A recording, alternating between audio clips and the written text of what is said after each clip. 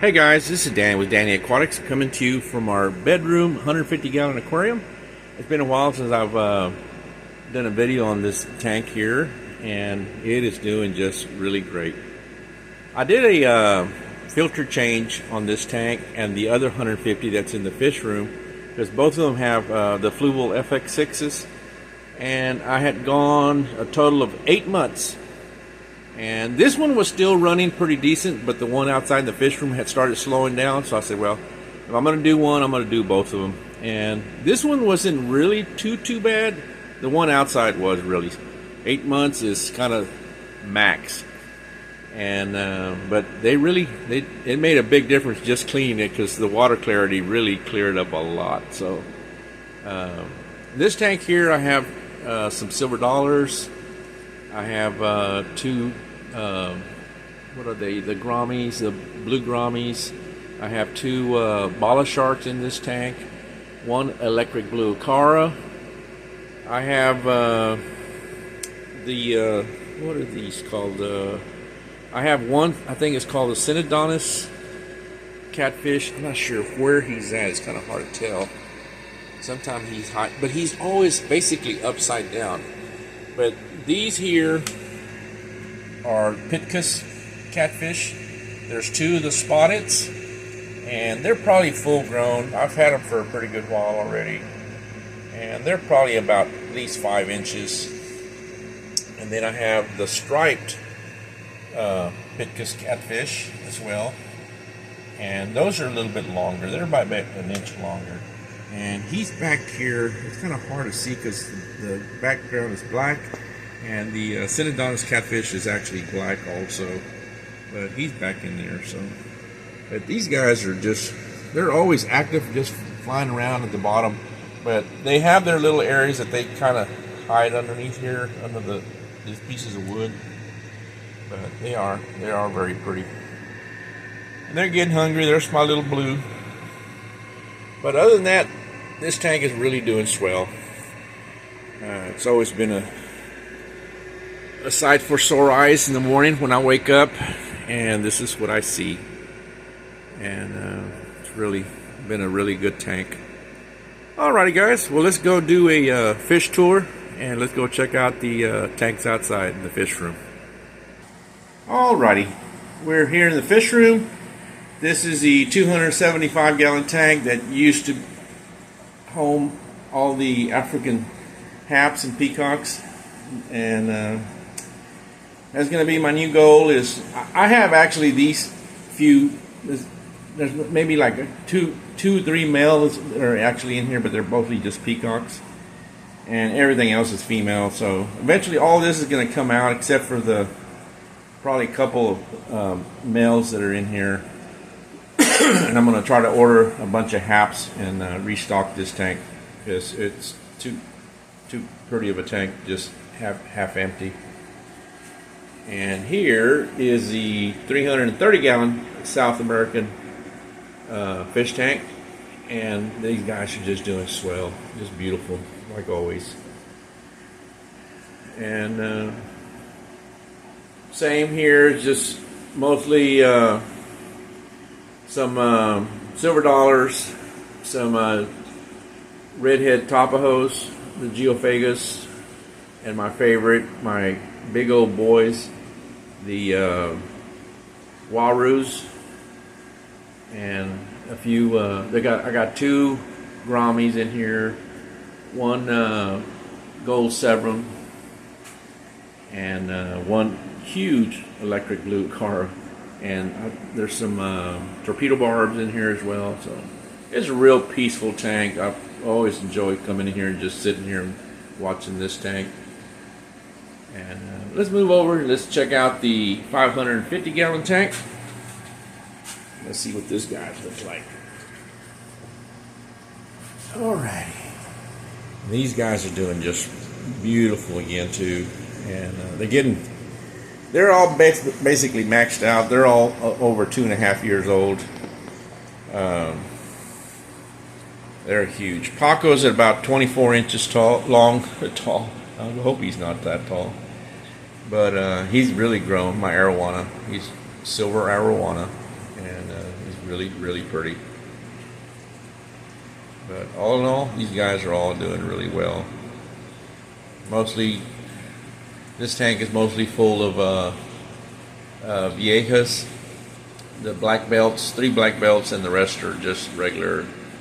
I believe they're just, what are they called? There's a certain name for the other ones that are all colored up, but I can't think of the name right off the top of my head. But they're very, very pretty fish, and they get very, very big. Most of these are pushing 10 to 12 inches in length, so they're almost frying pan size. Nah, just kidding. I wouldn't eat none of these fish. Maybe if I was starving to death. All right, let's check out the rest of these other tanks. I've got the 20-gallon tank here. It's mostly tetras, and I added one yo-yo loach in here, and that's about the only thing I've added to this tank here recently. And other than that, these guys are doing really, really, really well. You got the red-eyed tetras, black skirts. There's a few zebra danios and 2 swordtails. There used to be 3. I guess one just died, and I never could find it. Not unless it jumped out towards the back, and I never noticed it. So, but there's really no holes on the top, so they can actually get out. But fish tend to die sometimes, and these are albino convicts, and these guys are really, really coming along. They've really gotten larger. I closed the bottom one down and had the larger brothers and sisters of this tank here, and I actually moved them into the 29-gallon tank here, and I'm still undecided where to move these guys. So eventually they will be all moved. So, and then down here is another 20-gallon tank, and that houses the tire track eel that I knew and presumed that it had been deceased already for like 5 months. I never had seen it, and then all of a sudden I was doing a water change and a gravel bed change, or vacuuming, and all and behold, he popped out. And you know, I usually every week or every other week I do gravel change or vacuum, and I had never noticed him anywhere, so I figured he had died in the sand in the gravel bed. But no, he was still alive somewhere. Alrighty, let's move on. Let's check out these guys back here. This one is the 150-gallon, mostly just Mbuna tank, and I've got too many of these guys, but they're doing good. Everybody's enjoying their nice cool water. Boy, this thing turned to a mess. And here is the 65-gallon convict tank, the black and white striped ones. And these guys are doing just stunning as well, so they're doing great. And this is the other 55-gallon Mbuna tank that I used to have inside the house, and they're doing really good too. So let me show you what happens when, because I noticed this tank was looking a little murky. This one's usually crystal clear. This is a 450-gallon tank. And I said, why is it so dusty? I said, I just changed the filter socks about 2 days ago. This thing should be polished. But I guess just earlier, if you'll notice back here, the bottom is all washed out. And there's my wave makers. They came attached. I just do not like the suction cup type wave makers.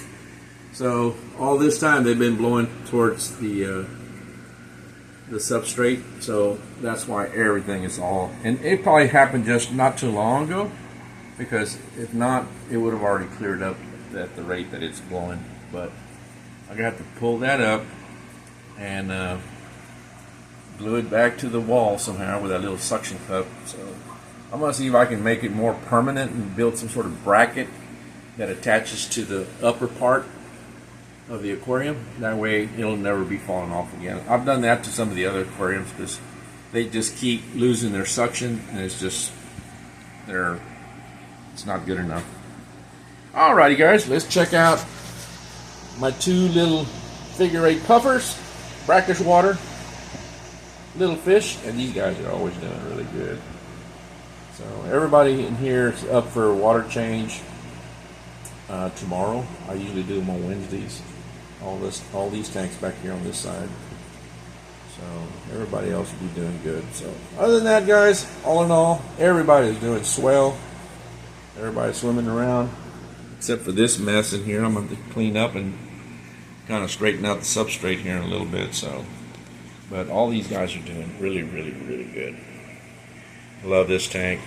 I was so amazed how I was able to remove a lot of these scratches off of this beautiful tank, because this is such an expensive tank, and I only paid like $325 for a 450 gallon aquarium that's probably worth about over $5,000, but it's a blessing.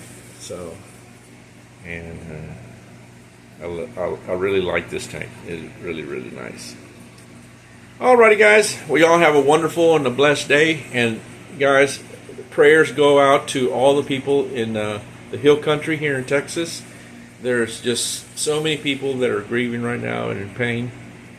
I just ask that y'all take a moment and say a prayer for these families that have lost children and family members, because that is very, very, very hard on a lot of these people here in Texas right now. So, and we feel y'all's pain, and our prayers go out to every one of them.